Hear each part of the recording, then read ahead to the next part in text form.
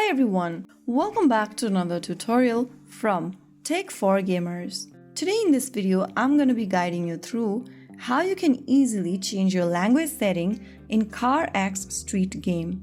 The process is quite easy, so let's jump in. First of all, launch open your CarX Street game on your device, and once you're inside the game, go to the upper left corner and tap on the pause button, and now click on Settings.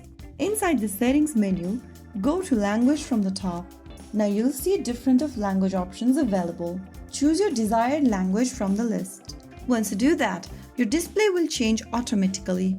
Now you will see your display language changed immediately.